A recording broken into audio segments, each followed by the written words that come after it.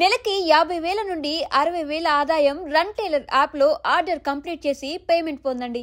Rajanna alias Eshwaraiah. Nallamala Rajan అంటే తెలియని వారు ఎవరుంటారు పోలీసులకైతే.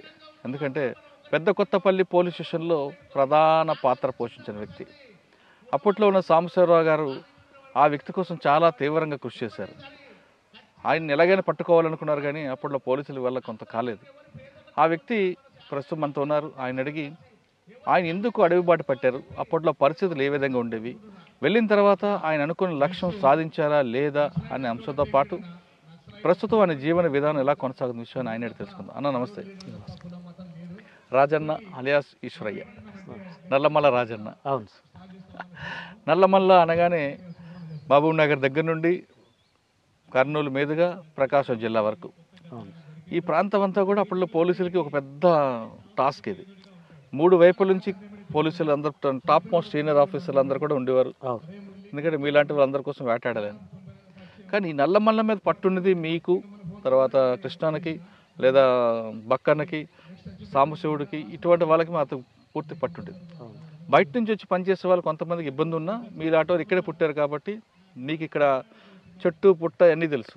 ఆ ప్రాంతంలో మీరు పొన్న ప్రాంతంలో ఎందుకు అప్పట్లో పీపుల్స్ వార్ వెళ్ళారు, వెళ్ళిన తర్వాత మీరు అనుకున్న లక్ష్యం సాధించారా లేదా, వాటితో పాటు పెద్ద కొత్తపల్లి పోలీస్ స్టేషన్ని బ్లాస్ట్ చేయాలి అనే ఎందుకు ప్లాన్ వేశారా, యాక్షన్ ఆ ప్లాన్ జరిగింది, ముందు రెక్కి వేశారా, ఈ ప్రశ్నకు ఒకసారి సమాధానం చెప్పండి. మాది కల్వకుర్తికి 7 కిలోమీటర్స్ తాండ్రా విలేజ్ అన్న. అది 1984-85 అంటే మేము ఉద్యమములు వెళ్ళడానికి కారణం. ఆ రోజులలో కల్వకుర్తి ప్రాంతంలో భూస్వాములకు సంబంధించినటువంటి పెత్తందారి విధానం బలంగా ఉండేది. సేమ్ టైం కారంచేటి సంఘటన, దాదాపు 7 మంది దళితుల్ని అక్కడ ఉన్నటువంటి భూస్వాములు ఊచకోతకోయడం. మా దగ్గర ఉన్నటువంటి అజలాపూర్ విలేజ్ అనేది ప్రధానంగా ఇక్కడ వచ్చినటువంటి వాళ్ళ దాంట్లో కూడా అక్కడ వాళ్ళే ఎక్కువ. అక్కడ ఒక భూస్వామి మోహన్ రెడ్డి అనేటువంటి వ్యక్తి కింద అది మక్తా 1100 ఎకరాలు ఉండింది. అది ప్రజలకు పంచాలని చెప్పేసి ఓ ఉద్యమం స్టార్ట్ అయింది. తీవ్రమైనటువంటి పోలీసు నిర్బంధం. అదేవిధంగా పెద్దాపూర్ అనేటువంటి విలేజ్లో అక్కడ ఉన్నటువంటి భూస్వాములు దళితుల గుడిసెల మీద దాడులు చేసి తగలబెట్టడం జరిగింది. అది నన్ను ఆ చిరుప్రాయంలోనే, నాకు అప్పుడు దాదాపు 16 సంవత్సరాలు 15 సంవత్సరాలు ఉంది, అది నన్ను బాగా కలిచివేసింది. అప్పుడే మాకు సీనియర్ అయినటువంటి ఆర్గనైజర్, ఇప్పుడు బతికే ఉన్నాడు అతను, హనుమంత్ రెడ్డి, ఒక ఆయన చనిపోయిండు, సుదర్శన్ రెడ్డి అంటే తొలి అమరుడు ఈ జిల్లాలో, తొలి అమరుడు. ఆయన MA చేసి వాస్తవంగా గోల్డ్ మెడలిస్ట్.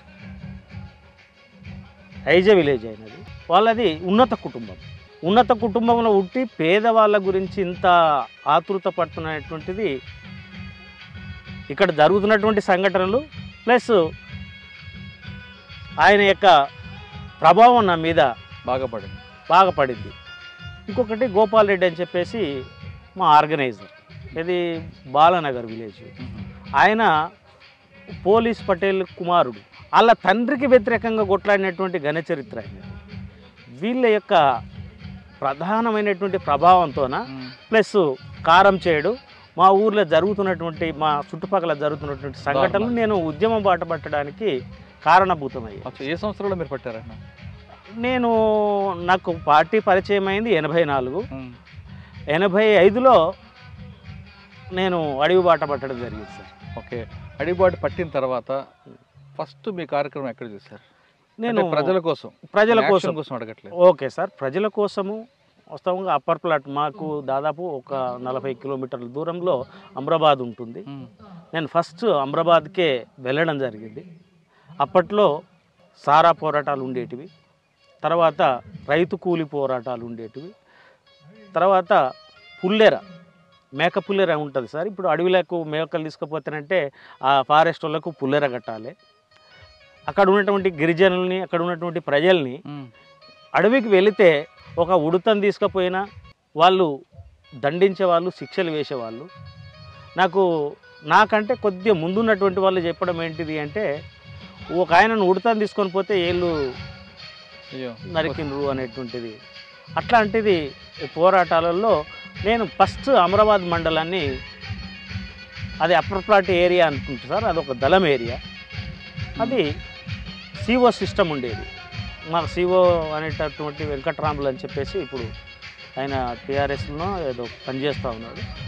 ఆయన, నేను, బుచ్చన్న అని చెప్పేసి తిరుమలాపురం అంటే అమరాబాద్ ఏరియా, మా ముగ్గురిది ఒక దళం సార్. అంటే ఫస్ట్ మీరు వెళ్ళి రైతు పోరాటాలు, సారా వ్యతిరేక ఉద్యమాల్లో పాల్గొని ప్రజల పీపుల్కి దగ్గర అయ్యాం సార్. మీరు వెళ్తున్నప్పుడు మీ ఇంట్లో వాళ్ళు అబ్జెక్షన్ చేయలేదా వద్దు అని? వాస్తవంగా ఏం సార్ అంటే, మా ఊర్లో చదువుకున్న నేను ఎస్సీ మాలమాదిగా 2 ఉంటాయి. అందులో ఒక 5 మంది మాత్రమే చదువుకున్నటువంటి వాళ్ళు. అందులో నేను ఒక్కడిని. అయితే బెల్లంపల్లి అతను ఒక ఆయన నా దగ్గరనే ఉండేటోడు, ఆర్గనైజర్. ఆయన నల్లమల్ల ఫారెస్ట్నే ఆర్గనైజరు. ఆయనకు హెల్త్ బాగాలేక నా దగ్గరనే ఒక 4 రోజులు ఉన్నాడు. అయితే ఏంటంటే మా వాళ్ళకు చెప్పకుండానే నేను వెళ్ళిన, అంటే రాజకీయాలు మా ఇంట్లో మీటింగ్స్ జరిగేటివి. మా అమ్మ వచ్చినటువంటి ఆర్గనైజర్లను తిట్టి పంపించేది. అయినప్పటికీ వాళ్ళు కన్విన్స్ చేయడం మూలంగా, మా అమ్మ మా నాయన ఇద్దరిని కన్విన్స్ చేయడం మూలంగా నాకు ఆబ్జెక్షన్ అనేటువంటిది ఏం రాలేదు. కానీ మావాడు పోకపోతే బాగుంటుండే అనేటువంటిది మాత్రం మా వాళ్ళ లోపల ఉన్నది సార్. అయితే పోయేటప్పుడు మాత్రం చెప్పిపోలేదు, ఆబ్జెక్షన్ అంటూ ఏం లేదు సార్. ఓకే, లోపలికి వెళ్ళారు, అక్కడ ఉన్న చెంచులతో వాళ్ళకి సంబంధించిన కానీ కొన్ని కార్యక్రమాలు చేపట్టారు. అవును సార్. యాక్షన్ ఎక్కడ జరిగిందండి? ఫస్ట్ యాక్షన్ అనేటువంటిది పద్రా విలేజ్ ఉంటుంది సార్ మాకు. ఇది ఇప్పుడు మండల్ హెడ్ క్వార్టర్. ఇప్పుడు అమరాబాద్ తర్వాత ఇప్పుడు పద్రా మండలం అయింది. అది పద్రా విలేజ్లో మేము ఒక ఫారెస్ట్ ఆఫీసర్ను పిలిపించినాం. ఆయన పేరు వెంకటేశ్వర్లో సంథింగ్ ఏదో ఉంది సార్. అంటే ఆడ ప్రజాకంటకుడుగా తయారైంది. ఆయన ప్రతి అంశంలో ప్రజల్ని ఇబ్బంది పెడతా ఉన్నాడు. ఆయనను పిలిపించి మాట్లాడదామనేటువంటి ప్రోగ్రామ్ ఒకటి పెట్టుకున్నాం పగలే. అప్పట్లో ఇంత నిర్బంధం లేదు సార్. అది 86, 87 అనుకుంటా సార్. ఆ ఒకే రోజు మా మీద 2 సార్లు ఫైరింగ్స్ జరిగింది. అచ్చంపేటలో ఒకటి, మా దగ్గర పదరలో ఒకటి. ఆయన మేమేం పిలిపించాము, వచ్చి మాట్లాడిపోతాడు కదా అని చెప్పేసి మా దగ్గర ప్రజలు ఉన్నారు అప్పటికి. ఆయన పోలీస్కి ఇన్ఫర్మేషన్ ఇవ్వడం మూలంగా ఏమైందంటేనంటే, మేమేమనుకున్నాం జనరల్గా అది వాస్తవంగా ఐసిడిఎస్ జీప్ ఉంటుంది కదా సార్, అది మొత్తం ఐరన్ క్యాప్తో ఉంటుంది. మేము అట్లాంటి వాళ్ళే అనుకున్నాం, పోలీస్ జీప్ అని అనుకోలేదు. యాక్చువల్గా పాండు నాయక్ అని చెప్పేసి ఆయన రిటైర్ అయ్యిండో ఏమో తెలియదు. ఆయన నాయకత్వంలో మా మీద ఫైరింగ్స్ జరిగింది. అప్పుడు సుదర్శన్ రెడ్డి అని చెప్పేసి మా డిస్ట్రిక్ట్ సెక్రటరీకి కాలుకు గాయమైంది. ఇంకొక ఆయన్నేమో అరెస్ట్ అయ్యిండు, బుచ్చయ్య అని. నేను మాత్రం అరెస్ట్ కాకుండా తప్పించుకున్నాను సార్ అంతే. ఓకే, మొదటి దాడి అది మొదటిది సార్. తర్వాత పెద్దకొత్తపల్లి పోలీసుని ఎందుకు చేయాలనుకున్నారండి? పెద్దకొత్తపల్లి పోలీస్ స్టేషన్ ఏం సార్ అంటే, అప్పటికి తీవ్రమైనటువంటి నిర్బంధం స్టార్ట్ అయింది మా మీద. అప్పటికి చాలామంది ఎన్కౌంటర్లో చనిపోయారు. కాబట్టి పోలీసులను నిర్వహించాలి, ప్లస్ మేము ఆయుధాలను కూడా పెంచుకోవాలి. కాబట్టి అత్యాధునికమైనటువంటి ఆయుధాల కోసం కూడా దాడి చేయడం జరిగింది సార్. అది పెద్దకొత్తపల్లి పోలీస్ స్టేషన్ బ్లాస్ట్ చేయడానికి వెనక ఆయుధాల కోసం మీరు చెప్తున్నారు. ఆయుధాల కోసం దాడి చేద్దామని ముందు రెక్కి వేశారా? అసలు ఆ రోజు ఏం జరిగిందండి? రెక్కి వేశాం సార్. యాక్చువల్గా మేము అక్కడ ఒక 15 రోజులు అబ్జర్వ్ చేశాం. అక్కడ ఉన్నటువంటి సివిల్ వ్యక్తుల ద్వారా తెలుసుకోవడం, స్వయంగా నేను కూడా వెళ్ళాను. అక్కడ మొత్తం పరిసరాలను మొత్తం రెక్కి చేశాం. ఫస్ట్ రోజు ఫెయిల్ అయినాం సార్. యాక్చువల్గా ట్రాక్టర్తోనే పోయి మేము అటాక్ చేయాలి, కానీ మాకు అంతంత డ్రైవింగే కదా. ఒక ట్రాక్టర్ తీసుకొచ్చి మావాడు చెట్టు ఎక్కించిండు. చెట్టు ఎక్కి కూడా మూలంగా అది తెల్లగా అయిపోయింది. తెల్లగా అయిపోయిన తర్వాత ఇక మనం ట్రాక్టర్ని ఆడనే వదిలేసి ఆ ట్రాక్టర్ ఓనర్కి చెప్పి పలానా దగ్గర ఉంది అని చెప్పేసి మేము మరుసటి రోజు ఇంకా 2 రోజుల తర్వాత మళ్ళీ ప్లాన్ చేసుకోవడం జరిగింది సార్. అది ఫెయిల్ అయిపోయింది. 2 రోజుల బిఫోర్ చేసుకున్నది, తర్వాత 2 రోజులది సక్సెస్ అయింది. ఎలా చేశారండి అది? మేము అందులో మా టీం మెంబర్స్ 28 మెంబర్స్ సార్. అందులో మొత్తము మేము ఫస్ట్ ఏం చేసుకున్నాం సార్ అంటే, ఈడ ఆదిరాల అనే విలేజ్లో ఒక మైక్రోవేవ్ స్టేషన్ ఉంటుంది, దాన్ని కొట్టాలనుకున్నాం. అయితే అది చుట్టూతా ఇనుప చువ్వలతో బందోబస్తు ఉంది. తర్వాత కొల్లాపూర్లో ఒక మైక్రో స్టేషన్ ఉంటుంది, దాన్ని కొట్టాలనుకున్నాం. అది కూడా అట్లే ఉంది. సరే, ఇది బలమైనటువంటి పోలీస్ స్టేషనే, కొత్త ఫోర్స్ ఉంది, కానీ ఈజీగా మనం దీని టార్గెట్ రీచ్ కావచ్చు అని చెప్పేసి దాన్ని పరిగణలోకి తీసుకున్నాం. అప్పటికి పీపుల్స్ వార్ ఉద్యమంలో అది తూర్పు గోదావరిలో 1-2 సంఘటనలు జరిగినాయి పోలీస్ స్టేషన్ మీద అటాక్. కానీ ఈడ ట్రిపుల్ సెంట్రీ పెట్టారు, ఆడ సింగిల్ సెంట్రీ. ఈడ వెనక సైడ్ ఒక గార్డు ఉంది, ముంగటి సైడ్ ఒక గార్డు ఉంది, టాప్ పోస్ట్లో కూడా ఉన్నారు. అంటే మావోయిస్ట్ పార్టీ చరిత్రలోనే ఇంతమంది సెంట్రీలు ఉన్నటువంటి పెదకొత్తపల్లిని అటాక్ చేయడం అనేటువంటిది ఆ రోజుల్లో సంచలనమైంది. ఎన్ని గంటలకు స్టార్ట్ అయిందండి? ఎన్ని గంటలకు ఎండ్ అయింది? అది 5 గంటలకు స్టార్ట్ అయింది సార్. సాయంత్రము మేము ఒక 3 బండ్లల్లో రావడం జరిగింది. ఒకటి ఏంటంటే అసాల్ట్ టీం ప్లస్ దానికి సపోర్ట్ టీం, తర్వాత ఈ సెంట్రీని కొట్టేటటువంటి ఒక టీం. అందులో మాకు గాయాలైనాయి. నాకు గార్డుగా ఉన్నటువంటి మోహన్ అని చెప్పేసి ఆ అబ్బాయి కూడా చనిపోవడం జరిగింది మన కళ్ళ ముంగల్ని. అది అంత సక్సెస్ అయిందని చెప్పలేం, కానీ ఆయుధాలు మేము అనుకున్న రీతిలో ఒక 6 మాత్రమే దాన్ని మనం రికవర్ చేయగలిగినాం. కానీ అదే ఘటనలో పోలీసులు గ్రానైట్లు విసిరబట్టే, మొట్టమొదటిసారి గ్రానైట్లు విసిరబట్టే కూడా మీరు అందరూ పారిపోయారనేది వార్త ఉంది. లేదు సార్, వాస్తవంగా గ్రెనేడ్లు విసిరినరు. ఇప్పుడు బక్కన్ అనేటువంటి ఇనాగ్రేషన్ చేసిండ్రుగా, ఆయన కూడా ఇందులో ఒక మెంబరు. వాస్తవంగా బక్కన లేకపోతే నేను ఇలా లేను అటాక్లో. అంటే అసాల్ట్ టీం అన్నప్పుడు ఏముంటుంది సార్ అంటే, చనిపోతామని ముందరికి వెళ్తాం. అందులో 4. అప్పటికి డీసీఎస్గా ఉన్నటువంటి నాగార్జున కుమారస్వామి అని చెప్పేసి వరంగల్ అతను, నేను, వాళ్ళ భార్య లక్ష్మి అని చెప్పేసి మా ప్రాంతమే, నాకు గాడుగున్నాడు మోహన్. అంటే ఇప్పుడు సాంబశివుడు మనం ఉన్నాడు కదా, ఆ సాంబశివుడు సెంటర్ని కొట్టాలి, మేము దాంట్లోకి వెళ్ళిపోవాలి డైరెక్ట్గా. ఒక చిన్న పొరపాటు మూలంగా ఆయనకు వెపన్ పేలలేదా సాంబశివుడిది ఏదో కానీ సెంటర్ని కొట్టలేకపోయిండు. ఆ సెంటర్ని కొట్టే బాధ్యత మా మీద పడడంతోనే అది ఫెయిల్ అయింది సార్. గ్రెనేడ్స్ కాదు, యాక్చువల్గా గ్రెనేడ్స్ ఇసడం మూలంగా మేము పోలేదు. యాక్చువల్గా ఎవరైతే టార్గెట్ని అయితే రీచ్ కావాలనో దాన్ని కొట్టకపోవడం మూలంగా మేము ఒక అడుగు వెనుక ఉన్నట్లే కదా సార్. ఇప్పుడు ఒక సెంటర్ని కొట్టాలి, సెంటర్ని కొట్టాలంటే ఏ బాధ్యత తీసుకున్నారో ఆ బాధ్యుడే దాన్ని కొట్టాలి. అది మా మీద పడడంతో ఏమైంది అంటేనంటే, అక్కడ యాక్షన్ ఎంతైతే మనం తొందరగా చేయాలనో అంత తొందరగా చేయలేకపోయినాం. దానివల్ల నష్టం జరిగిందా, లాభం జరిగిందా? నష్టమే జరిగింది సార్. యాక్చువల్గా ఏం సార్ అంటే, అక్కడ ఉన్నటువంటి కొత్త ఎస్ఐ చాలా షార్పు, భాస్కర్ గౌడ్. ఒక సివిలియన్ని మాకు స్పష్టంగా కనబడుతుంది సార్, నేనే కదా దాన్ని లీడ్ చేసింది. ఒక సివిలియన్ నిలబడి ఉన్నాడు, ఆయన ఉన్నాడు, మేము ముందుకు దూసుకొని వెళ్తున్నాం, ఇద్దరమే, నేను మోహన్. ఆయన దగ్గర ఉన్నటువంటి పిస్టల్ ముంగల్నే ఉంది, దాని పోచు కూడా ఉంటుంది, పోచు కూడా తీయలేదు అతను. ఇంకెప్పుడు వాళ్ళకు కూడా కొద్దిగా ప్రాణ రక్షణ ఉండాలి కదా సార్. ఇమ్మీడియట్లీ తీసుకొని ఫైర్ చేయడంతో నా ముంగట నాకు గాడుగా ఉన్నటువంటి వ్యక్తి పడిపోయాడు. అన్న బాలన్న నాకు బుల్లెట్ పడ్డది అంటే అప్పుడు ఏం చేయలేము. ఆయన Bhaskar Goud first fire open చేస్తారా? Bhaskar Goud first fire open చేసిండు. మేము ఫస్ట్ ఓపెన్ చేసినాం సార్, ఓపెన్ చేసుకుంటూనే వెళ్ళిపోయినాం.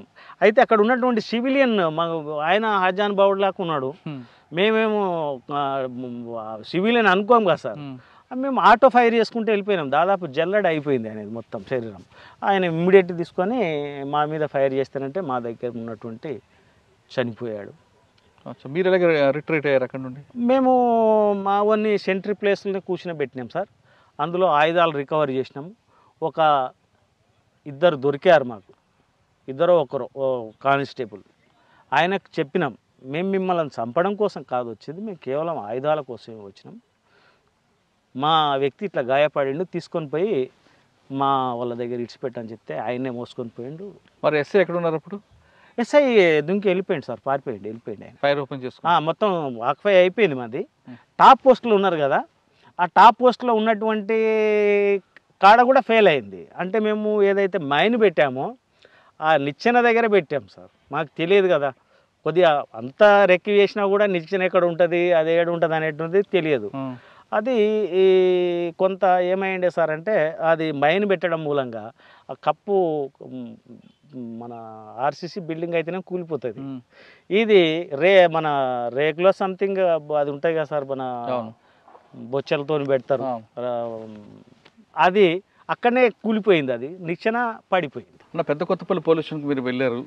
ఫస్ట్ సాంబశివుడు చిన్న మిస్టేక్, తర్వాత మీ మీద పడింది. అవును సార్. మీరు లోపలికి ఫైర్ చేసుకుని వెళ్ళేసరికి ఎస్ఐ గారి ముందు ఒక సివిలియన్ నిల్చున్నారు. అక్కడ మిస్టేక్ జరిగింది, ఆయన చనిపోయాడు. దాంతో ఆయన ఫైర్ ఓపెన్ చేశారు. ఫైర్ ఓపెన్ చేసుకుంటూ ఉన్నాడా, పారిపోయాడు ఆయన? పారిపోయాడు సార్, వెళ్ళిపోయాడు. మేము స్టేషన్ గ్రానైట్లు వేయబట్టే మేము ఆ రోజు సేవ్ అయ్యామంటుంటారు. టాప్ పోస్టులు ఉన్నటువంటి వాళ్ళు. ఇప్పుడు వీళ్ళేమో కింద ఉన్నారు సార్, టాప్ సెంట్రీలు వాళ్ళు ఒక 2-3 ఉన్నారు. చాలాసేపు కొట్లాడారు, మేము వాళ్ళని వదిలేసి వెళ్ళిపోయాం. వాళ్ళు గ్రైనేడ్స్ ఇసిరు, వీళ్ళు వేయలే. కానీ పోలీస్ స్టేషన్లో మీరు పార్టీ ఉండి సెట్లో కూడా మాట్లాడుకున్నారట కదా? అవును, అదే పోయిన వెంటనే మాకు దాని మెకానిజం తెలియదు. కాకపోతే ఆ రేడియో వింటాం కదా, కొద్దిగా గుయ్యి అని సౌండ్ వస్తానంటే సౌండ్ పెంచితే స్పష్టంగా వినపడుతున్నాయి. ఇక్కడ మైక్రో స్టేషన్ నుంచి అటుపోండి ఇటుపోండి అని చెప్పేసి ఒక లేడీ మాట్లాడింది. అప్పుడు ఆ తర్వాత ఇంకెవరెవరు మాట్లాడిండ్రో మా పనిలో మేము పడిపోయినాం. అక్కడ నుంచి రిట్రీట్ మీరు? Retreat same. ఆ రిట్రీట్ సమయంలో మాకు కొద్దిగా ఇబ్బంది అయింది సార్. వాస్తవంగా నేను అందులో ఇరుక్కపోయినా పోలీస్ స్టేషన్లో. పైనుంచి ఫైరింగ్స్ వస్తూ ఉన్నాయి. అదే ఇప్పుడు నేను మాట్లాడుతూ బక్కన్నది కూడా చెప్పా. ఆ బక్కన్న వాస్తవంగా ఏంటిదంటే, అప్పటికి నా దగ్గర దళ సభ్యుడు సార్ అతను. నేనంటే విపరీతమైన ప్రేమ అతనికి. నాకు ఆయన అంటే విపరీతమైనటువంటి నమ్మకం, కాన్ఫిడెన్స్. దాంతో ఏంటంటే, అరే రాజన్న ఎందుకో రాలేదని చెప్పేసి ఇది చేస్తే ఆయన తెల్ల బనీతో అన్నాడు. నేనేమో లోపల ఉన్నా, ఫైరింగ్స్ ఆగుతలేవు. ఆయన తన ప్రాణాలని అడ్డుపెట్టి నన్ను ఫైరింగ్ చేస్తూ లోపలికి వచ్చి తీసుకొని వెళ్ళి, అది బక్కన్న చరిత్ర. ఇవాళ చాలా గొప్పవాడు బక్కన్న. ఒక గిరిజనుడు, ఒక చెంచు కుటుంబంలో పుట్టి ఉద్యమానికి సర్వ్ చేసి చాలా హీరోయిక్ ఫైట్ అయినది అన్న. ఆ రోజు బయటకు వచ్చిన తర్వాత సార్, ఉదయం లేచిన తర్వాత మొత్తం ఫోర్స్ అంతా అక్కడికి వచ్చింది, పోలీస్ ఆఫీసర్లు అందరూ వచ్చారు. అప్పుడు కూడా కొంతమంది మీ ఇలాంటి వాళ్ళు అందరూ అక్కడ ఉండి అబ్జర్వ్ చేశారట కదా? లేదు సార్, మేము ఎవరేమేం లేము. యాక్చువల్గా అక్కడ నుంచి వెళ్ళినాం, రిట్రీట్ అయిపోయినాం. మా వాడు చనిపోయిండు, 2-3 గాయాలైనాయి. అతన్ని మేము మోసుకుంటూ, తర్వాత మా చెప్పులు లేవు, అప్పటికి ఏం లేవు. అక్కడ ఉన్నటువంటి రైతుల సహకారంతో చెప్పులు తీసుకొని అక్కడ నుంచి రిట్రీట్ వెళ్ళిపోయినాం. అంటే మీకు ప్రాణాలు కాపాడదు బక్కన్న. ఓకే. పెద్ద కొత్తపల్లి పోలీస్ స్టేషన్ బ్లాస్ట్ తర్వాత పోలీసులు అప్పటికే బాగా అలర్ట్ అయిపోయారు. నల్లమలలో ఎటువంటి పరిస్థితులు రాజన్న కానీ సాంబశివుడు ఎవరిని కనపడినా ఇంకంతే, అది డాష్ మాటలు అవన్నీ. అవి చేయమని చాలా ఆర్డర్స్ ఇచ్చారు క్లియర్గా. మరి అటువంటి నిర్బంధంలో మీరు ఎలా తిరిగారండి? ప్రజల యొక్క సహకారమే సార్. ప్రజల యొక్క సహకారం లేనిది ఇప్పుడైనా ఎప్పుడైనా కూడా ఒక మావోయిస్ట్ పార్టీ అనేటువంటి మనగడ సాగించలేదు. మనం ఇప్పుడు 97 మాట చెప్పుకుంటున్నాం. ఇప్పుడు ఉద్యమం ఇక్కడ సెట్ బ్యాక్ అయింది, ఇక్కడ ఎవరు లేరు. ఇప్పటికీ అప్పటికి చూసుకుంటే ప్రజల సహకారం ప్రధానంగా ఈ నల్లమల, ఈ పాన్గల్ ప్రాంతంలో. నాకు ఒక పోలీస్ అధికారి చెప్పింది ఏంటంటే, నేను ఈ ఏరియాలో మనం కూర్చున్న ఏరియాలో ఒక 3-4 ఇయర్స్ కమాండర్గా చేశాను సార్. నేను సరెండర్ అయినప్పుడు మాట్లాడుతూ గతంలో ఇన్ఫర్మేషన్ ఉంది, ఇప్పుడు వస్తుంది. ఈ 4 సంవత్సరాలు మీరు ఏం మ్యాజిక్ చేసిండ్రు, అసలు యాక్చువల్గా ఇన్ఫర్మేషన్ లేదు. అంటే మెయిన్గా ప్రజల సహకారం. ఆ ప్రజల సహకారం లేకుండా ఇంతకాలం మేము బతకలేము కూడా. అప్పటికి ఇప్పటికి ప్రజల యొక్క సహకారం అనేటువంటిది బ్రహ్మాండంగా ఉంది సార్. అంటే అంత నిర్బంధం ఉన్నా ప్రజల సహకారంతో బయటపడ్డారు. ఓకే, దాని తర్వాత మీ యాక్షన్ ఇంకెన్ని జరిగాయండి? నాది వాస్తవంగా నేను ఎక్కువ యాక్షన్లలో లేను సార్. కొంతమందిని యాక్షన్ టీములుగా చేస్తారు. అంటే దాంట్లో ఏదైతే చేయగలరో అది మాత్రమే ఎంచుకొని వాళ్ళకు అటాక్స్ కానీ ఏది కానీ చేయిస్తారు. కానీ మరి పోలీసులు ఎందుకు రాజన్న వైపు ఎక్కువగా ఫోకస్ చేస్తారు అప్పుడు? అంటే ఆ ప్రాంతంలో ప్రధానంగా సీనియర్ సార్. నేనేంది 85 నుంచి వాస్తవంగా ఉద్యమం మొత్తం నీరుగారిపోయిన తర్వాత ఒక 4 మెంబర్సే మిగిలినాం ఇక్కడ మన జిల్లాలో, మహబూబ్ నగర్ జిల్లాలో. ఆ 4 మెంబర్స్ కా నుంచి మళ్ళీ స్టార్ట్ అయినాం కదా. అట్లా ఏంటిదంటే రాజు అనేటువంటి వ్యక్తి తప్పులు తక్కువ చేస్తుంది. అంటే ఎక్కువ ఎక్స్పోజింగ్కి అవకాశం ఇవ్వను సార్. నా ఫోటో కానీ ఏది కానీ నేను ఇప్పటికి కూడా మీ దగ్గర ఫస్ట్ టైం నేను కెమెరా మాట్లాడడం, నా ఫోటోలు కానీ నేను కానీ ఎక్కడ ఫోటోలు ఉండవు. అట్లా దాంతో మేము సేవ్ అయినాం. అంటే రాజన్న అనే వ్యక్తి యాక్షన్లో లేకపోయినా రెక్కీ చేయడంలో కానీ ఇన్ఫర్మేషన్లు తీసుకురావడంలో కానీ యాక్షన్ చేయించడంలో కానీ ఒక పవర్ఫుల్ మనిషి కాబట్టి ఆయనే టార్గెట్ అని ఒక ఉండేది. ఉండొచ్చు సార్, డిపార్ట్మెంట్కి ఉండొచ్చు. కాకపోతే ఏంటిదంటే మీరు పడిన వ్యూహం కరెక్ట్గా వేస్తారట పోలీసులు. 100% సార్. వాస్తవంగా ఏంటంటే మనం రెక్కి చేసి ఒకటి అనుకున్నాము అంటే దాన్ని రీచ్ అయ్యే వరకు వదలం అనేటువంటిది నాకున్నటువంటి మెంటాలిటీ సార్ అది. కానీ మీరు స్కెచ్ వేసిన తర్వాత ఫెయిల్ అయిన సంఘటనలు ఉన్నాయా? ఒక్కటి సార్, ఫెయిల్ అయినాయి అంటూ ఏం లేవు. మేమున్నప్పుడు పెద్ద యాక్షన్స్ కూడా ఏం లేవు. నేను ఎక్కువ 2 సార్లు మాత్రమే ఆ ఫైరింగ్లలో, ఒకటి పీకేపల్లి అటాక్ ఒకటి, ప్లస్ మా మీద ఎన్కౌంటర్ జరిగింది అది ఒకటి ఫెయిల్ అయింది అంటేనంటే నేను లేను అందులో. మా టీం ఉండింది. ఆ టీము రత్న ప్రభాకర్ రెడ్డి అని చెప్పేసి మన కొల్లాపూర్లో ఒక బీజేపీ మోస్ట్ వాంటెడ్ మా పార్టీకి ఉండే, ఆయనను అటాక్ చేయమని ఆయనను తీసేయమని చెప్పేసి పంపించడం అనేటువంటిది జరిగింది.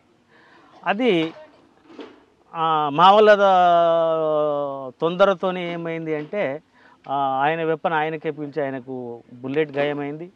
అక్కడ ఉన్నటువంటి మా క్యాండిడేట్ ఒక ఆయన మా సభ్యుడే హైబత్ గురై బరస్ట్ ఫైర్ చేయడం మూలంగా ఆ బస్టాండ్లో ఓపెన్గా ఉన్నటువంటి దగ్గర ఒకరిద్దరు చనిపోయినరు. ఈయన ఎస్కేప్ అయ్యిండు. అది నేను చేసినటువంటి ఒక యాక్షన్లో ఫెయిల్ అయింది, అదొక్కటే సార్. కానీ నల్లమలలోతో పాటు ఉత్తర తెలంగాణ ఎక్కడ చూసినా పార్టీ ఉంటుండగా కూడా మీడియాతో మాట్లాడాలంటే కేవలం నల్లమలనే ఎంచుకోవడానికి ప్రధాన కారణం ఏంటప్పుడు? ప్రధాన కారణం ఏం సార్ అంటే నల్లమలకు ఒక దాని యొక్క భౌగోళిక పరిస్థితులు వేరే ఉంటాయి సార్. ఇప్పుడు మనకు ఒడిస్సా, ఛత్తీస్గఢ్ రాళ్ళు గుట్టలతో ఉండదు సార్. అది కొద్దిగా ప్లేన్ ఉంటుంది, అప్పు ఉంటుంది, ప్లేన్ ఉంటుంది, అప్పు ఉంటుంది. ఇక్కడ రాళ్ళు కొండలు అంటే నడవడానికి కూడా అవకాశము తక్కువగా ఉంటుంది. కాబట్టి ఇక్కడ ఉన్నటువంటి టెరైన్ అందుకు అనుకూలంగా ఉంటుంది. అంటే ఎక్కువ అందుకే మీడియా సమావేశాలు అంటే రోడ్ పాయింట్ ఇప్పుడు మనకు శ్రీశైలం మీడియా వాళ్ళని రావడానికి కూడా హైదరాబాద్ టు శ్రీశైలం దగ్గరలో మేము ఎంచుకున్న పాయింట్ ఎట్లుంటాయి సార్, ఈజీగా రావాలి, మనం ఐడెంటిఫై కావద్దు, వాళ్ళకి ఏం కావద్దు, వాళ్ళకు ప్రమాదం జరగవద్దు, మనకు ప్రమాదం జరగవద్దు అనేటువంటి ప్లేసెస్ ఎన్నుకుంటాం. ప్రధానంగా ఇప్పుడు ఉమామహేశ్వరం కాడికి ఎవరైనా రావచ్చు, మేము ఆ నుంచి రిసీవ్ చేసుకొని వెళ్ళిపోవచ్చు. శ్రీశైలం ఆడికి వస్తేనంటే మిమ్మల్ని మేము ఈజీగా రిసీవ్ చేసుకోవచ్చు, మేము అక్కడ నుంచి వెళ్ళవచ్చు. అట్లా దానికోసం ఈ నల్లమల్ల కొద్దిగా అనుకూలంగా ఉంటుంది. నల్లమలలో మీడియా సమావేశం పెట్టేటప్పుడు అప్పట్లో వాళ్ళు మీరు అన్నట్లు ఒక పాయింట్లో దింపేవారు, అక్కడి నుంచి పికప్ చేసుకెళ్ళేవారు. మీడియా వాళ్ళు కూడా గుర్తుపట్టకుండా అక్కడికక్కడే తిప్పి ఒక సమావేశాలు పెట్టేవారట కదా. అది మేము కావాలని ఏం చేయం సార్ అట్లా. కాకపోతే ఏంటంటే ఒక్కొక్కసారి ఆ ప్లేస్ ఐడెంటిఫై చేయకుండా ఉండడం కోసం కొన్నిసార్లు అట్లా చేస్తాం. కానీ లేదు, డైరెక్ట్గా తీసుకుపోయి అక్కడ సమావేశం ఏర్పాటు చేసిన పంపిస్తాం. ఒకానొక అంటే రోడ్డు పాయింట్ దగ్గర ఉందనుకోండి, ఇది రోడ్డుకు దగ్గరనే వచ్చినాం అనేటువంటిది వాళ్ళకు కల్పించకుండా కొద్దిగా చుట్టూతో తిరిగి తీసుకొని పోయి అక్కడ కూర్చొని పెట్టి మళ్ళీ సేమ్ రూట్లో మళ్ళీ పంపిస్తాం. మళ్ళీ వచ్చేది అంతే టైం, పోయేది కూడా అంతే టైం చేస్తాం. కానీ ఎంట్రీ ఎగ్జిట్ ఒకటి ఇవ్వరు. ఇవ్వరు సార్. నల్లమలలో మీరు చేసిన టైంలో సార్ మీరు యాక్షన్ చెప్పారు. పీపుల్స్కి మీరు చేసిన పని చెప్పండి ఒకటి. పీపుల్స్ మీరు ఆల్రెడీ ఒకటి చెప్పారు చంచుల గురించి, అది కాకుండా పీపుల్స్ మేము చేసినటువంటిది ఏం సార్ అంటే, ఈ నల్లమల ఇక్కడ నుంచి ఏది మన సోమశిల నుంచి తీసుకొని అక్కడ అక్కవరం బక్కలింగాయపల్లి వరకు ఈ ఫారెస్ట్ గ్రామాలు ఉంటాయి సార్. అవి ఆ ఫారెస్ట్ గ్రామాలలో దాదాపు నేను అనుకుంటా నియర్లీ అప్పుడే నాకు ఒక 30,000 ఎకరాల భూమిని ప్రజలకు వాళ్ళు సాగు చేసుకోమని చెప్పేసి మా పార్టీ యొక్క ఆదేశాల ద్వారా వాళ్ళు చేసుకున్నారు. ఇప్పటికీ ఇప్పుడు మన వెంకటేశ్వర్ల సారు చెప్తున్నటువంటి క్రమంలో ముక్కిడిగుండం మొత్తం 9 ఎకరాలు సాగు చేసుకుంటుంటే అందులో భాగమే అది కూడా. ఇప్పుడు ముక్కిడిగుండం, ఇప్పుడు సోమశిల నుంచి ఈ మధ్యలో ఉన్నటువంటి గ్రామాలు సార్, ఒకటి కొల్లాపూరు, ఎల్లూరు, ముక్కిడిగుండం, అటు మొలచింతలపల్లి, ప్లస్ క్యాంపు రాయవరం, లింగాల, అప్పాపల్లి, ఈ ఉమామహేశ్వరము, అవతలికి వచ్చేస్తేనంటే అక్కవరం వరకు సార్. ఈ గ్రామాల ఉన్నటువంటి ప్రజలు వాళ్ళు సాగు చేసుకున్నారు ఫారెస్ట్ భూమిని. అది దానికి మేము ఒక పెద్ద ఉద్యమం తీసుకోవడం జరిగింది. భూమి లేనటువంటి నిరుపేదల రైతులు ఎవరైతే ఉన్నారో వాళ్ళందరినీ కొట్టుకోవడం చెప్పేసి మా పార్టీ ఆదేశానుసారం తీసుకున్నారు. అక్కడ మేము పంపిణీ కూడా చేయడం జరిగింది. ఒకరొకరికి సమానంగా 5 ఎకరాల నుంచి 3 ఎకరాలు, ఏమైనా 2 ఎకరాలు ఉన్నదనుకోండి వాళ్ళకి 3 ఎకరాలు, మొత్తం ఎటు తిరిగి ఒక 5 ఎకరాలు మాత్రం ఉంచే విధంగా దాదాపు ఒక 30,000 ఎకరాల దాకా మా యొక్క ఉద్యమం ద్వారా ప్రజలకు మేలు చేకూరింది. మీరు ఉద్యమం సమయంలో మీకు బాగా టఫ్ వచ్చిన పోలీస్ ఆఫీసర్ ఎవరండి? మాకు టఫ్ వచ్చిన ఆఫీసరు అంటే అందరూ ఆల్మోస్ట్ చాలామంది ఇక్కడ వాస్తవంగా ఎంత టఫ్ ఇచ్చినారో వాళ్ళే ఇలా ఈ మాజీ మావోయిస్టులకు సహకరిస్తున్నటువంటి టీము. అంటే ఇక్కడ 2 రకాలు ఉంటాయండి. ఉద్యమాన్ని సానుభూతి పరంగా సామాజిక కోణంలో లాండ్ ఆర్డర్గా చూసేవాళ్ళు కొంతమంది ఉంటే, ఆ ఉద్యమాన్ని లాండ్ ఆర్డర్ ఇష్యూ కాదు, ఈ సామాజిక కోణంలో ఉండాలి, వీళ్ళు మనలాంటి మనుషులు అంటూ మీ వైపు సానుభూతి లాంటివి చూపిస్తూ కొంచెం సాఫ్ట్ కార్నర్ వెళ్ళే వాళ్ళు కొంతమంది ఉంటారు. మరి కొంతమంది లాండ్ ఆర్డర్ ఇష్యూ ఖచ్చితంగా వాళ్ళని ఇష్యూ చేయాలి, వాళ్ళని క్లోజ్ చేయాలని కొంతమంది ఉంటారు. మరి కొంతమంది పార్టీలోకి మన అప్పుడున్న యువత వెళ్లకుండా వాళ్ళ మార్పు తీసుకొచ్చి ఆ భావజాలం వైపు తిరగకుండా మార్చే వాళ్ళు మరికొంతమంది ఉంటారు. ఈ మూడింటి కూడా పార్టీకి నష్టం చేకూర్చేవి. ఒక్కొక్క రకంగా ఒక్కొక్కటి ఉంటుంది. కానీ ఎక్కువగా నష్టపరిచేది పార్టీకి అప్పుడు ఎవరండి? అప్పట్లో వాస్తవంగా కొంత బాలసుబ్రహ్మణ్యం ఎస్పీగా చేసినటువంటి, తర్వాత సాంబశివరావు, ఆయన ర్యాష్గా వెళ్ళకపోయేటోళ్ళు వీళ్ళిద్దరూ. కాకపోతే మోటివేషన్, ప్రజల్ని వెళ్ళకుండా వాళ్ళ పిల్లలు వెళ్ళకుండా మోటివేషన్ చేసేదంటూ వీళ్ళు ప్రధానంగా. తర్వాత కొత్తకోట శ్రీనివాసరెడ్డి, వినాయక లడ్డా, మహేష్ చంద్ర లడ్డా, వీళ్ళు కొంత ఉద్యమాన్ని నిలువరించాలి అనేటువంటి దాంతోన మూవ్ అయినరు. అయితే ప్రభుత్వం ఇచ్చేటటువంటి సరెండర్ అయినటువంటి వాళ్ళకు అందరు సక్రమంగానే అందించారు. కొద్దిగా ఏంటంటే కొద్దిగా రఫ్గా వచ్చేటటువంటి ర్యాష్గా వచ్చేటటువంటి వాళ్ళు కొంత ర్యాష్గా ఉన్నప్పటికీ వాళ్ళ లోపల కొంత మెతకదనం ఉండేటువంటి వాళ్ళు అంతా బాలసుబ్రహ్మణ్యం ప్లస్ సాంబశివరావు సార్. ఎంతకాలం మీరు ఉన్నారండి ఉద్యమంలో? నేను 14 సంవత్సరాలు ఉన్నాను. మరి ఎందుకు బయటకు వచ్చారు? వాస్తవంగా సార్ నేను బయటికి రావడానికి కారణం ఏంటిదంటే, రాకముందు ఒకసారి అరెస్ట్ అయినట్టున్నారు కదా? అరెస్ట్ అయినా సార్, ఒకసారి అరెస్ట్ అయ్యాను. ఎక్కడ అరెస్ట్ అయ్యారు? నేను నాగ్పూర్లో అరెస్ట్ అయ్యాను సార్. నేను క్రాంతి రణదేవ్ ఇద్దరం ఒకేసారి అరెస్ట్ అయ్యాము. ఇక్కడ నుంచి నేను పనుల రీత్యా ఈస్ట్కు ట్రాన్స్ఫర్ అయినా, అంటే బయటి పనులే ఎక్కువ చేశాను, అంటే కొరియర్గా. ఇప్పుడు నేను గణపతికి కొరియర్గా చేశాను, క్రాంతి రణదేవ్కి చేశాను, తర్వాత అప్పారావు, శాఖమూరి అప్పారావు. ఆ టెక్ అవసరాల రీత్యా నన్ను అక్కడికి ట్రాన్స్ఫర్ చేయడం జరిగింది. నాగ్పూర్లో అంత ఈజీగా ఎలా దొరికారు? ఈజీగా అంటే సార్, అప్పటికే చాలామంది ఒక బెల్ట్ అరెస్ట్ అయినరు, 18 మంది అరెస్ట్ అయినరు అంతకుముందు నాకంటే బిఫోర్. నేను లాస్ట్ ఇక ఆదిలాబాద్లో శంకర్రావు అని చెప్పేసి ఒక ఆయన ముందు అరెస్ట్ అయ్యిండు, ఇంకొక ఆయన అరెస్ట్ అయ్యిండు. ఈ క్రాంతి రణదేవ్ ఉన్నాడు కదా సార్, ఆయనకు అప్పుడే కొత్తగా పెళ్ళి అయింది. ఆయనకు ఒక రూమ్ తీసుకున్నారు వాళ్ళ మిస్సెస్కు, ఆయనకు ఆ రూమ్ మాకు షెల్టర్కి ఇచ్చారు. ఆయన వాళ్ళు వెళ్ళిపోయిన తర్వాత ఆ షెల్టర్ ఇచ్చిండు. ఆ రూమ్ ఎవరైతే మా కోసం తీసుకున్నాడో రణదేవ్ కోసము, వాళ్ళు అరెస్ట్ అయ్యారు, భార్యాభర్తలు. వాళ్ళు అరెస్ట్ అయ్యడంతో మా డెన్ను దొరికింది. మా డెన్నులో మేము పోయింది ఒక 4 రోజులు 5 రోజులు ఉన్నాం సార్, అంతే. 5 రోజులలోనే మమ్మల్ని వాళ్ళు క్యాచ్ చేశారు. అంటే వాస్తవంగా హైదరాబాద్ నుంచి చేసిండ్రు, హైదరాబాద్ మన ఏపీ పోలీస్ నుంచి మేము రక్షింపబడి ప్లస్ అటు పోయిన తర్వాత ఈజీగా క్యాచ్ అయినాం సార్. కారణం ఏంటిది అంటే అప్పుడు నాగ్పూర్ అనేటువంటిది ఇప్పుడు చాలా డెవలప్డ్ సిటీ అయింది సార్. అప్పుడు ఏంటంటేనంటే ఆ ట్రక్, మాకు తెలిసిన ఇన్ఫర్మేషన్, ఆ ట్రక్ వాళ్ళని మొత్తం కూడా జామ్ చేసి ఇగో పలానా రూమ్ నుంచి పలానా రూమ్కి ఎవరు సామాన్లు తీసుకుపోయారంటే అట్లా ఐడెంటిఫై చేసి మాకు దొరికింది. తీసుకొచ్చి అక్కడ ఏ జైల్లో పెట్టారండి? నన్ను తీసుకొచ్చి ఫస్ట్ చంద్రాపూర్ జైల్లో పెట్టారు సార్. చంద్రాపూర్ జైలు నుంచి అమరావతి అంటే మహారాష్ట్ర అమరావతి, అది హై సెక్యూరిటీ యార్డ్. అందులో పంజాబ్ టెర్రరిస్టులు, నేను, ఒక శంకర్రావు, అంటే దాదాపు ఒక 18 మంది ఉండే షెల్లో మేమిద్దరము, కన్మలందరూ కూడా వాళ్ళు నార్త్ ఇండియన్స్. వాళ్ళు అంటే మీరు చేసిన యాక్షన్ ఇక్కడ ఉంటే మహారాష్ట్రలో ఎందుకు అరెస్ట్ చేశారు? అక్కడ అరెస్ట్ అంటే సార్ ఇప్పుడు కేసులు ఉన్నాయా? అక్కడ కేసులు ఏం లేవు. అక్కడే మర్డర్ కేసు పెట్టారు రాజూరా పోలీస్ స్టేషన్లో. ఇప్పుడు పోలీసు వాళ్ళు తలుచుకుంటే ఏమైనా చేయగలరు. ఇప్పుడు నేను అక్కడ యాక్టివిటీస్లో లేకున్నా నేను అక్కడ దొరికిన కాబట్టి అక్కడ ఏదో ఒక పోలీస్ స్టేషన్ సరౌండింగ్లో ఏదైనా యాక్షన్ ఏదైనా జరిగితే మమ్మల్ని దాంట్లో చూపిస్తాం. ఎంతకాలం ఉన్నారండి చంద్రాపూర్ అమరావతిలో? 1 year ఉన్నా సార్. తర్వాత మరి ఏపీకి తీసుకురాలేదా మీకు? ఏపీకి తీసుకొచ్చారు సార్. ఏపీకి అంటే మన మహబూబ్ నగర్కి, మళ్ళీ మహబూబ్ నగర్ జైల్లో కొంత అప్పుడు ఎట్లా ఉన్నాం సార్, మనకు కొద్దిగా ర్యాష్గా ఉంటుంటే, కొద్దిగా ఉద్యమ స్వభావం ఉంటుండే. ఈ ప్రతిదాన్ని జైల్లో ప్రశ్నించడంతో కొద్దిగా జైల్లో కొద్దిగా గలాట అయింది. జైలు వార్డన్కు నాకు ఇద్దరము కొట్టుకోవడం జరిగింది. అప్పుడు మళ్ళీ వాళ్ళు నా మీద లాఠీ చార్జ్ చేశారు. లాఠీ చార్జ్ చేయడానికి నాకు బాగా దెబ్బలు తగినాయి. అక్కడ నుంచి కోర్టుకు తీసుకొచ్చారు, మహబూబ్నగర్ కోర్టుకి.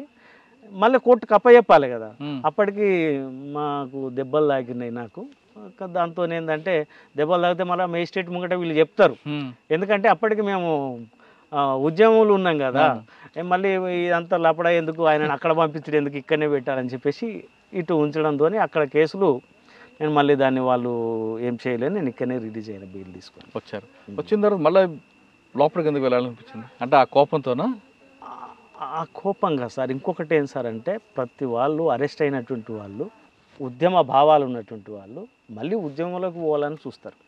అంటే అరెస్ట్ అయిన అప్పుడు మీకు ఎవరు కాంటాక్ట్ అయ్యారు బయటకు వచ్చాక?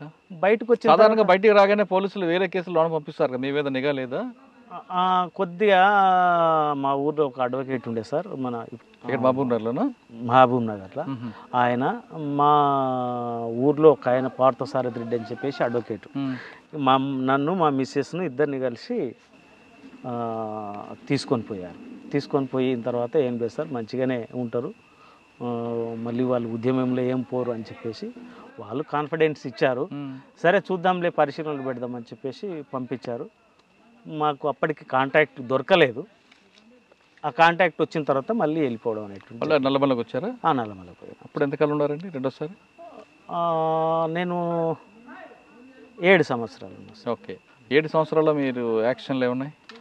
నాది మొత్తం ఆర్గనైజేషన్ ఫీల్డ్ సార్. యాక్షన్ ఇప్పుడు ఇటు సైడ్ వస్తే యాక్షన్స్ ఉంటాయి, అటు మన అమరాబాదు ఆ ఏరియాకి పోతే యాక్షన్స్ ఉంటాయి.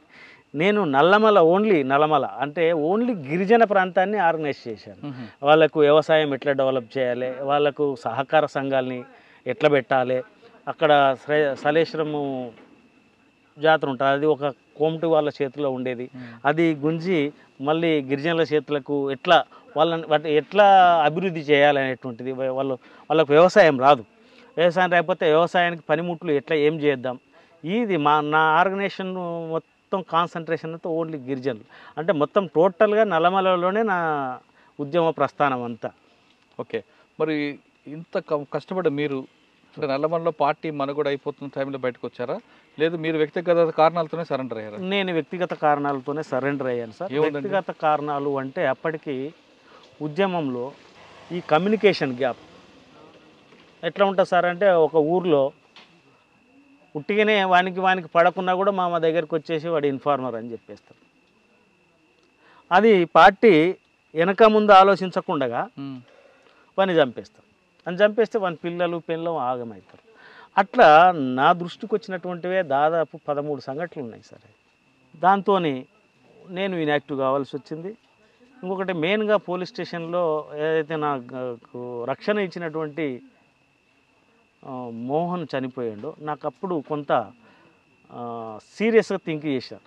దాని మూలంగా ఈ సంఘటనలు అంటే ఏదైతే ఉద్యమంలో మనం జాగ్రత్తలు తీసుకుంటే ఉద్యమం రక్షించబడుతుంది, కానీ అది చేయకుండా ఇప్పుడు ఒక శత్రువు ఉన్నాడు, ఆయనకు దూరంగా ఉంటే అయిపోతుంది కదా సార్. మన వాళ్ళ దగ్గరికి పోయి వాళ్ళను పోలీస్ ఇన్ఫార్మర్ అని చెప్పేసి ముద్ర వేసి చంపడం అనేటువంటిది కరెక్ట్ థింక్. ఇన్ఫార్మర్ పేరు మీద చంపడం అనేది కరెక్ట్ కాదని మీరు వ్యతిరేకించిన మీరు పార్టీ దృష్టి తీసుకెళ్ళొచ్చు కదా? తీసుకెళ్ళాం సార్. అది కొన్ని సందర్భాల్లో పార్టీ కూడా దాన్ని రివ్యూ చేసుకున్నది, ప్లస్ వాస్తవమే తప్ప అనేటువంటిది కూడా పార్టీ ఒప్పుకున్న సంఘటనలు కూడా కొన్ని ఉన్నాయి. మీరు ఒకసారి వెనక్కి వెళ్దాం మనం. సార్, క్రాంతి రణదేవ్ దగ్గర పనిచేశారు మీరు. ఆయన చాలా ఫెరోషియస్గా ఉంటాడని, ఎవరి మాట వినడు అని, ఒంటెత్తడి పోకడు పోతుంటాడనేది ఒక వార్త ఉంది, వాస్తవం అంటారా? ఏం లేదు సార్, బయట ప్రచారం ఒకటి ఉంటుంది ఒక వ్యక్తి గురించి, కానీ ఉద్యమంలో పనిచేసినటువంటి వాళ్ళు ఉద్యమంలో ఎదుగుతున్నటువంటి క్రమంలో కొన్ని తప్పులు జరుగుతాయి, వాస్తవమే. కానీ అంత ర్యాష్గా ఉండి అర్థం చేసుకోలేనటువంటి పరిస్థితిలో ఏ కమ్యూనిస్ట్ పార్టీలో అంటే ఆయన ఎక్కువగా మైదాన ప్రాంతంలో ఉన్న వ్యక్తి అడవిలోకి రావడంతో ఆ ప్రాంతానికి ఈ ప్రాంతానికి వ్యత్యాసం తెలుసుకోకుండా కొన్ని నిర్ణయాల వల్లే పార్టీకి నష్టం జరిగింది. అందులో మేజర్ ఒక ఎన్కౌంటర్ కూడా జరిగింది అంటారు. ఆ ఎన్కౌంటర్ గురించి నాకైతే తెలియదు సార్. నేను ఉన్నటువంటి కొద్ది కాలంలోనే ఆయన అరెస్ట్ అయ్యింది. అవును, ఒక సంఘటన సార్. ఆయన వాస్తవంగా ఎంత హీరోయిక్ అంటే, ఒక 19 రోజులు మేము పోలీస్ స్టేషన్లో ఉన్నాం సార్, ఒకే పోలీస్ స్టేషన్. మాకేంది ఏడమున్నామనేటువంటిది తెలియదు. నిన్న మొన్న ఒక సెన్సేషనల్ న్యూస్లో పోయింది, రణబీర్ సింగ్ అని చెప్పేసి. అప్పుడు నన్ను ఆయన అరెస్ట్ చేసి మన బాంబే ఏదో కేసులో సార్, ఈ శివసేన రణబీర్ సింగ్ అతనే నన్ను అరెస్ట్ చేసింది మహారాష్ట్రలో. అక్కడ ఒక ఓఎస్డి ఉండే. ఒక 19 రోజులు చిత్రహింసలు పెట్టిన తర్వాత అంటే ఎవరికైనా బాధగా సార్, గొడ్లు అరిచినట్టు అరుస్తూ ఉన్నాం. కానీ క్రాంతి రణదేవ్ అనేటువంటి క్యాండిడేట్ పైన కోదండం తీస్తారు, అది కొడుతుంటారు, మళ్ళీ కిందికి దించిందంటే ఒకసారి నాకు వాస్తవంగా చెప్పాలంటేనంటే, నాకు భగత్ సింగ్ కథ వింటాం కదా సార్ మనం, ఆ భగత్ సింగ్ లెవెల్ ఆయన మళ్ళీ కిందికి దించిన తర్వాత మీసాల మీద చేసి, అంటే కొడుతున్న క్రమంలో తీవ్ర చిత్రహింసలు గురి అవుతూ మళ్ళీ కిందికి దించంగానే మళ్ళీ మీసాల మీద చేసి నవ్వడం అనేటువంటిది వాస్తవంగా అక్కడ ఉన్నటువంటి ఓఎస్డి టోపీ తీసి అసలు వీళ్ళరా బాబు ఉద్యమకారులు. అప్పుడు నిన్న మన చనిపోయినటువంటి కటకం సుదర్శన్ గురించి మా మీద టార్చర్. ఆ రాజురా పరిసరాల్లోనే ఆయన చేస్తుండే కటకం సుదర్శన్. ఆ ఇద్దరికి కూడా అంటే ఆయన అంత గొప్పగా ఛాలెంజ్ ఉంది. ఇక ఆయనకు సంబంధించినటువంటి ఆర్గనైజేషన్లో అయితే నేను లేను సార్. ఎవరు క్రాంతి రణదేవ్, ఓన్లీ టెక్లో మాత్రమే ఆయన నాకు పరిచయం. ఓకే, క్రాంతి అయిపోయింది. ఆ విషయం తర్వాత మీరు పార్టీల నుంచి వ్యక్తిగత కారణాలతో విభేదించారు. అవును సార్. ఎవరు పార్టీకి చెప్పొచ్చారా, చెప్పకుండా వచ్చారా? నేనా సార్? చెప్పే వచ్చిన. పార్టీ అనుమతి ఇచ్చిందా? అనుమతి ఇవ్వరు సార్, కొంతకాలం పక్కన ఉండమంటారు. ఏంటంటే మాకు సంబంధించినటువంటి కొన్ని తెలిసినవి ఉంటాయి కదా సార్, డెన్ల్స్ కావచ్చు, వ్యక్తులు కావచ్చు, ఉద్యోగస్తులు కావచ్చు, ఏదిగైనా మేము అది చూసుకొనే అవన్నీ మార్చుకున్న తర్వాతనే సరెండర్ అవుతాం దాదాపుగా. ఎవరి ద్వారా సరెండర్ అయ్యారు, ఎక్కడ అయ్యారు? నేను ఇక్కడ లోకల్ మధుసూదన్ రావు అని చెప్పేసి ఎమ్మెల్యే గారు ఉంటారు, నేను ఆయన ద్వారా, అంటే మా మిస్సెస్ వాళ్ళది ఇక్కడనే సార్, యాపట్ల అనే విలేజ్ పెద్దకొత్తపల్లి పక్కనే ఉంటుంది. వాళ్ళ చిన్న ఆయనకు జర క్లోజ్గా ఉండే ఎమ్మెల్యే గారికి, ఆయనను పట్టుకొని అంటే ఉద్యమంలో నేను ఇక్కడ పని చేస్తున్నప్పుడు ఆయన పరిచయం ఉండే, ఎవరు మధుసూదన్ రావు. ఆయన ద్వారా డైరెక్ట్ సీఎం చంద్రబాబు గారి దగ్గరికి పోయి సరెండర్ అయినాం సార్. మీకు రావాల్సింది వచ్చింది అప్పుడు? వచ్చినాయి సార్. అప్పుడు నా పేరు మీద ఒక 2 లక్షల రూపాయలు రివార్డ్ ఉండే, మా మిస్సెస్ మీద ఒక 50,000 ఉండే. బయటకు వచ్చిన తర్వాత మన ఎన్కౌంటర్ అయిన తర్వాత నయం తర్వాత జైలుకి వెళ్ళారు, బయటకు వచ్చారు. తర్వాత ఏం చేస్తున్నారు మీరు ఇప్పుడు? నేను అంటే అన్యాయం కేసులో జైలుకి వెళ్ళామని మరొకసారి వెళ్దాం అనుకుంటున్నారా, లేదు అయిందా ఇది అయింది ఇక ప్రశాంత జీవితం కొనసాగిద్దాం అనుకుంటున్నారా? నేను ఎప్పుడు ప్రశాంతంగానే ఉన్నా సార్. అప్పుడు ఇప్పుడు నేను ఎప్పుడు దురుసు ప్రవర్తన చేయలేదు, ఎవరికి దుష్మని చేయలేదు, ఓ సెటిల్మెంట్లు లేవు, ఏమి లేవు, సాఫీగానే జరిగిపోతున్నది. ఈ మా వాళ్ళందరినీ యూనిటీ వేసేటటువంటి క్రమంలోనే కొంత ఇబ్బందికరమైనటువంటి పరిస్థితులు ఏర్పడినాయి. దాని నుంచి నేను కొంత ఇప్పుడు మనం వీళ్ళంతా ఐక్యంగా ఉన్నారు అనేటువంటి దానికి కారణం ఏంటిదంటే కలవకుర్తి నుంచి దీని ప్రస్థానం మొదలైంది. అందులో భాగంగానే నాకు నయం పరిచయం, బాలన్న పరిచయం వేరు. బాలన్న నా ఉద్యమం సహచరు. అట్లా ఆయనను సేవ్ చేయడానికి పోయి నేను ఇరుక్కున్నాను అంతే. ఇంకా ఒకసారి అటాక్ కూడా అయింది నా మీద, నా ట్రాక్టర్ కాల్చారు. ఎన్ని చేసినా అన్ని ఒడిదుడుకులను తట్టుకొని ఇలా నిలబడినామంటేనంటే ఇలా నిజాయితీగా నిబద్ధతగా ఉన్నందుకే సార్. ప్రస్తుతం మీ జీవన విధానం ఏంటి? నేను మా ఫాదర్ నుంచి వచ్చినటువంటి ఆస్తిని అమ్ముకున్నాను సార్.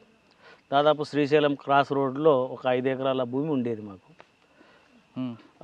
అది అమ్మి చిన్న చిన్న రియల్ ఎస్టేట్ ప్లాట్స్ అమ్మడం కొనడం అనేటువంటిది చేస్తున్నా. అది నా జీవన విధానం. ఇప్పుడు ప్రజెంట్గా ఏంటంటే మా మిస్సెస్ మా ఊర్లో సర్పంచ్. నిన్ననే రిటైర్ అయిపోయింది. అది చేసుకొని ఇటుకి డైరెక్ట్ వస్తున్నాను సార్. ఓకే, ఇప్పుడు మాజీలందరూ కలిపి ఒక కార్యక్రమం పెట్టారు. అవును, భరోసా అనేది సంస్థ సహకారంతో. ఈ కార్యక్రమానికి రూపకల్పన మీరు కృష్ణ గారు చేయడం వల్ల సక్సెస్ అయిందని చెప్తుంటారు. దీని ఉద్దేశం ఏంటంటే అసలు అంటే మాజీలందరినీ కలిపి వీళ్ళకి ఒక ఉపాధి కల్పించారు? అవును సార్, ఖచ్చితంగా. లేదు ఇది ఒక రాజకీయ పార్టీగా? లేదు సార్, లేదు సార్. రాజకీయం అంటే ఇప్పుడు కృష్ణ ఒక పార్టీలో ఉన్నాడు, నేను ఒక పార్టీలో ఉన్నా. అదే కావాలంటే పార్టీలో అవ్వచ్చు కానీ మనస్తత్వం భావజాలం ఒకటే కదా. ఆ భావజాలం ఒకటే అయినప్పటికీ సార్ మాకు దీన్ని ఆ భరోసా అనేటువంటి ఫౌండేషన్ భరోసాగానే ఉంచాలి తప్ప దాన్ని రాజకీయ భరోసాగా మాకు భారంగా ప్రజలకు భారంగా మాకు భారంగా కాకూడదు. యాక్చువల్గా మాకు పొలిటికల్, ఇప్పుడు కృష్ణన్న పొలిటికల్గానే ఉన్నాడు, నేను పొలిటికల్గానే ఉన్నా. ఆ అన్నీ ఏంటిదంటే ఇది కేవలం దాని కాన్సెప్టు, దాని ఆలోచన విధానం ఒక 20 సంవత్సరాల కింద మాకు వచ్చి ఉంటే మా జీవితాలు ఇట్లు ఉండేటివి ఏం కాదు. ఇప్పుడు ఒక కొత్త కాన్సెప్ట్, అన్నకు బిజినెస్ మెంటాలిటీ ఉంది. ఎందుకంటేనంటే ఆయన ఉన్నటువంటి ఉద్యమంలో ఆయన వింగ్ అదే కాబట్టి ఆయనకు ఆ బిజినెస్ ఐడియాలజీ అనేటువంటిది వచ్చింది. అది అందరికీ భరోసా కల్పిస్తుందని చెప్పేసి మేము ఆశాభావాన్ని వ్యక్తం చేస్తూ ఉన్నాం. మాకు పొలిటికల్ ప్లాట్ఫామ్ అవసరం లేదు సార్. ఈ కార్యక్రమం అంతా జరిగింది కాబట్టి ఓకే సార్, చాలామంది పాత మిత్రులు కలిశారు, మీరు అందరూ చూసి ఆనందపడ్డారు. ఇన్పుట్ ఏమొచ్చిందండి? వీళ్ళందరూ కూడా ఆ కార్యక్రమంలో ఉండి నిలబడి కష్టపడి పైకి వస్తారని వచ్చిందా, లేదు ఎప్పటిలాగా ఉండి వ్యవస్థలో మనకి ఏం చేసేది లేదో నిరుత్సాహపడే అనే ఇన్పుట్ వచ్చిందా? ఒక్కటి సార్, నిరుత్సాహం ఉంది, దాని వెనకనే వాళ్ళ యొక్క పట్టుదల కూడా ఉంటుంది. రైట్. ఇప్పుడు మా జీవితాలన్నీ మేము అనుకుంటున్నాం మేము సక్సెస్ అయినాం అనుకుంటలేము. ఉదయం నుంచి బయటకు వచ్చినామంటేనే మేము ఓడిపోయినట్లు. వచ్చిన తర్వాత జీవితాన్ని కొనసాగించలేక అదొక ఓటమి. కానీ ఆ ఓటమిలే విజయానికి సంబంధించినటువంటి సిమ్టమ్స్ ఉంటాయి దానికి తల్లి. మేము ఇప్పుడు ఓడిపోవచ్చు కానీ రేపు భవిష్యత్తులో నిలబడతాం, మా భరోసా కంపెనీ నిలబడుతుంది, ఈ అందరికీ చేయూతనిస్తుంది అని చెప్పేసి. ఎందుకంటేనంటే నా వయసు చాలా అయిపోయింది సార్. వాస్తవంగా ఏంటంటేనంటే మేము చాలా యాక్టివిటీస్లో ఇప్పటి వరకు మేము మీ తాన కూర్చున్నది ఇంతే అంటేనంటే అదొక పెద్ద హిస్టరీ. 85 నుంచి మొదలు పెట్టుకుంటే ఇప్పటిదాకా మా ప్రస్థానం అంటే చాలా చరిత్ర. కానీ ఈ భరోసా అనేటువంటిది నేను కూడా వినడానికి వచ్చినాను సార్. వాస్తవంగా ఈ భరోసాకు సంబంధించినటువంటిది అన్న చెప్పిండు ఇట్లా చేస్తే బాగుంటుంది అన్న అని చెప్పేసి. ఓకే అన్న, మీరు ఏది చేసినా కూడా మా యొక్క కోఆపరేషన్, అది కృష్ణన్నకు కూడా చెప్పిండు. ఈ కృష్ణన్న మా అందరి యొక్క కృషితోనే దాన్ని ముందుకు తీసుకుపోతామని చెప్పేసి మేము అనుకుంటున్నాం సార్. మాకు పొలిటికల్ ప్లాట్ఫామ్ అవసరం లేదు. ఏదో ఒక పొలిటికల్ పార్టీలో ఉంటేనంటే మాకుండేటువంటి గౌరవం మాకు ఉంటుంది. ఎందుకంటేనంటే ఇవాళ ఇంత నిజాయితీగా ఉండి పనిచేసేటటువంటి వాళ్ళు ఇంకెవరు ఉండరు సార్ సమాజంలో. అవును. అది కమ్యూనిస్ట్ భావజాలం ఉండాలి. అది ఏ కమ్యూనిస్ట్ పార్టీ అయినా కానీ. నానా రకాల కమ్యూనిస్ట్ పార్టీలు ఉన్నాయి. ఇప్పుడు మావోయిస్ట్ పార్టీ ఉంది, సిపిఐ ఉంది, సిపిఎం ఉంది, జనశక్తి ఉంది, ప్రతిఘటన ఉంది. ఎవరైనా కూడా వాళ్ళందరూ నిజాయితీగానే ఉంటారు తమ స్థాయిలలో. ఇంత పట్టుదలగా పనిచేసినటువంటి వాళ్ళం మా గురించి మాకు ఇంతవరకు అయితే తెలియదు. ఒక మిత్రుడు వచ్చిండు, దానికి నాకు చేయుతనియండి, నేను మిమ్మల్ని అందరికీ భరోసా కల్పిస్తున్నప్పుడు మేము ఓటమి అని దాన్ని అనుకోవట్లేదు. ఓటమి నుంచి మేము విజయాల్ని నేర్చుకుంటాం. మాకు ఇప్పుడు ఉన్నటువంటి గవర్నమెంట్ వాస్తవంగా చెప్పాలంటే మన రేవంత్ రెడ్డి గారు పక్క విలేజెస్ సార్ నాది. రేవంత్ రెడ్డి గారు మా ఊర్లోనే చదువుకున్నారు. వాళ్ళ అన్న తిరుపతి రెడ్డి గారు మా ఊర్లోనే చదువుకున్నారు. వాళ్ళ ఫ్యామిలీ అంతా మనకు ముఖ పరిచయాలు. ఎందుకంటే గవర్నమెంట్ కొత్తగా ఏర్పడింది, ఆయన కూడా కొద్ది పేదల పక్షాన నిలబడుతున్నాడు కాబట్టి ఈ యొక్క ఇష్యూస్ తన వద్దకు తీసుకొని పోయి ప్రభుత్వం నుంచి ఏమన్నా సపోర్ట్ దొరుకుతుంది అని చెప్పేసి ఆలోచన చేయలేదనుకుంటానంటే మేము ఇప్పటికీ మా స్థాయిలలో మేము బతుకుతున్నాం. మేము గిరిజనులకే ఒక సహకార సంఘాన్ని ఏర్పాటు చేసినటువంటి వాళ్ళం. డబ్బులు లేవు అప్పుడు, గమ్. అవును. ఆ గమ్ అంతా ఒక తన పోగు చేసి అమ్ముకొని ఆ హాస్పిటల్ ఖర్చులు లేకపోతే అభివృద్ధికి ఖర్చు పెట్టుకో అని చెప్పేసి చెప్పినటువంటి వాళ్ళం. మేము ఇంతకాలం కనికష్టంగా బతికినాం. ఇప్పుడు తలా 4 రూపాయలు పోగు చేసుకొని ఒక పెట్టుబడి చేసి ఆ పెట్టుబడిని మళ్ళీ సంపదగా మార్చుకునేటువంటి ఒక ఐడియాలజీతో ముందుకు వస్తున్నాం. ఐడియా ఉంది, శక్తి కూడా ఉంది. శక్తి కూడా ఉంది.